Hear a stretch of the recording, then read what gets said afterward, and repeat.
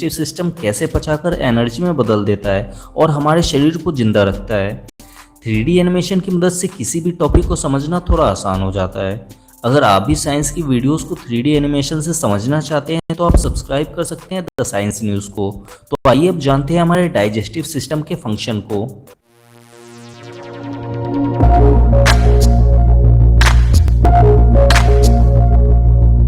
हमारे digestive system के function को समझने के लिए सबसे पहले हमें ये समझना होगा कि हमारा शरीर जिंदा कैसे रहता है। हमारा पूरा शरीर छोटी छोटी कोशिकाओं यानी सेल से मिलकर बना हुआ है और हमारे शरीर के हर सेल्स को जिंदा रहने के लिए ऑक्सीजन की, ग्लूकोज की और कुछ न्यूट्रिशंस की ज़रूरत होती है। हमारे शरीर के बॉडी सेल्स को ऑक्सीजन की सप्लाई हमारे फेफड़े करते हैं और इन्हें ग्लूकोज और न्यूट्रिशंस की सप्लाई हमारा डाइजेस्टिव सिस्टम करता है। हमारे शरीर में फेफड़ों के द्वारा बनाए गए ऑक्सीजन और डाइजेस्टिव सिस्टम के द्वारा बनाए गए ग्लूकोज को बॉडी के हर सेल्स तक पहुंचाने का काम हमारे ब्लड में मौजूद रेड ब्लड सेल्स करते हैं। हमें डाइजेस्टिव सिस्टम के फंक्शन को समझने के लिए हमें हमारे खाने से मिलने वाले कुछ न्यूट्रिशंस यानी पोषक तत्वों को भी समझना होगा। हम जो खाना खाते हैं उस खाने को हमारा डाइजेस्टिव सिस्टम पचाकर उनसे बहुत सारे न्यूट्रिशंस को अलग कर लेता है, जैसे carbohydrate, protein, fat, starch, amino acid, fatty acid और ग्लूकोज। इनमें से लास्ट के सिर्फ इन 3 nutritions amino acid, fatty acid और ग्लूकोज को ही हमारे ब्लड में मौजूद रेड ब्लड सेल्स एब्जॉर्ब यानी अवशोषित करके बॉडी के हर सेल्स तक पहुंचाते हैं। तो आइए अब जानते हैं कि हम जो खाना खाते हैं उसे हमारा डाइजेस्टिव सिस्टम कैसे पचाकर उनमें से एमिनो एसिड, फैटी एसिड और ग्लूकोज को बनाता है। हमारे डाइजेस्टिव सिस्टम यानी पाचन तंत्र में हमारे शरीर के 6 हिस्से शामिल हैं। पहला हमारा मुंह, दूसरा स्टमक यानी अमाशय, तीसरा लीवर, चौथा पैनक्रियाज ग्लैंड यानी अग्नाशय ग्रंथि, पांचवा स्मॉल इंटेस्टाइन यानी छोटी आंत और छठा लार्ज इंटेस्टाइन यानी बड़ी आंत शामिल है। हम जो खाना खाते हैं उसे पचाने की शुरुआत हमारे मुंह से ही शुरू हो जाती है। जब हम खाना खाते हैं तो उस खाने को हमारा दांत छोटे छोटे टुकड़ों में तोड़ देता है। अब हमारे मुंह के अंदर मौजूद स्लाइवेरी ग्लैंड यानी लार ग्रंथियां उस खाने में स्लाइवा यानी लार को छोड़ना शुरू कर देती है। मुंह के अंदर खाना को पचाने का काम यही स्लाइवा करता है। स्लाइवा में मेन 3 एंजाइम होते हैं जो खाना को पचाने का काम करते हैं, लाइसोजाइम, टाइलिन और म्यूकस। लाइसोजाइम हमारे द्वारा खाए गए खाने में मौजूद बैक्टीरिया को मारने का काम करता है। टाइलिन खाने में मौजूद स्टार्च जो एक प्रकार का कार्बोहाइड्रेट है उसे निकाल लेता है और स्लाइवा में मौजूद म्यूकस का काम खाने को चिपचिपा बनाना है ताकि वो पेट के अंदर आसानी से जा सके। अब ये खाना एसोफेगस यानी ग्रास नली से होते हुए स्टमक तक पहुंचता है। ये एसोफेगस 25 सेंटीमीटर लंबा होता है। खाना स्टमक में पहुंचने के बाद स्टमक इस खाने में हाइड्रोक्लोरिक एसिड को छोड़ता है ताकि जो स्ट्रॉन्ग बैक्टीरिया मुंह के अंदर नहीं मर पाए थे वो अब अच्छी तरह से मर जाएं।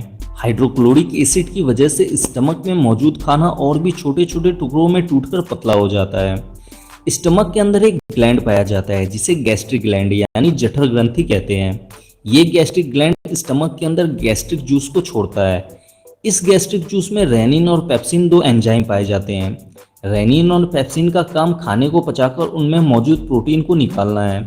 पेप्सिन खाने में मौजूद प्रोटीन को अलग करके उसे तोड़कर प्रोटीन के एक स्मॉलेस्ट फॉर्म पेप्टोन में बदल देता है।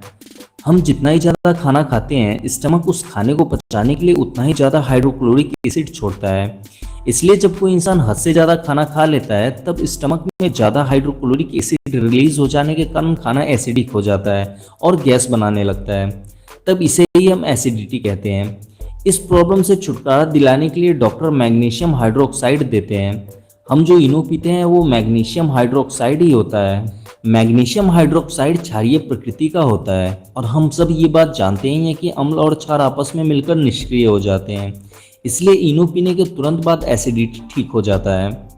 स्टमक में खाना 4 घंटे तक रहता है। 4 घंटे बाद स्टमक से अधपचा खाना निकलकर अब स्मॉल इंटेस्टाइन यानी छोटी आंत में पहुंचता है। स्मॉल इंटेस्टाइन लगभग 7 मीटर लंबा होता है। स्मॉल इंटेस्टाइन में खाना पहुंचने के बाद लीवर इसमें बाइल जूस यानी पित्त को छोड़ता है। लीवर द्वारा छोड़ा गया बाइल जूस क्षारीय प्रकृति का होता है। छोटी आंत अम्लीय खाने को नहीं पचा पाती है, इसलिए स्टमक में हाइड्रोक्लोरिक एसिड के कारण अम्लीय बना हुआ खाना बाइल जूस मिक्स होने के कारण निष्क्रिय हो जाता है। बाइल जूस फैट यानी वसा को भी पचाने का काम करता है। स्मॉल इंटेस्टाइन में खाना पहुंचने के बाद पैनक्रियाज ग्लैंड इस खाने को और भी अच्छे तरीके से पचाने के लिए इसमें पैनक्रिएटिक जूस को छोड़ता है। इस पैनक्रियाटिक जूस में 3 एंजाइम टिप्सिन, एमाइलेज और लाइपेज होते हैं। टिप्सिन स्टमक में टूटे हुए प्रोटीन पेप्टोन को फिर से तोड़कर प्रोटीन के और भी स्मॉलेस्ट फॉर्म पेप्टाइड में बदल देता है। एमाइलेज खाने को पचाकर खाने में मौजूद कार्बोहाइड्रेट को निकाल लेता है और लाइपेज खाने में मौजूद फैट को निकाल लेता है। इस तरह से स्मॉल इंटेस्टाइन में खाना पूरी तरह से पच जाता है। खाना पूरी तरह से पचने के बाद स्मॉल इंटेस्टाइन के नीचे वाले भाग में जमा हो जाता है। स्मॉल इंटेस्टाइन के इस भाग को इलियम कहते हैं। इलियम खाने से मिले हुए न्यूट्रिशंस को खून में घुलनशील बनाने के लिए कुछ एंजाइम को छोड़ता है, जिससे प्रोटीन से टूटा हुआ पेप्टाइड अब एमिनो एसिड में बदल जाता है। एमिनो एसिड प्रोटीन की सबसे छोटी यूनिट होती है। इलियम के एंजाइम के कारण कार्बोहाइड्रेट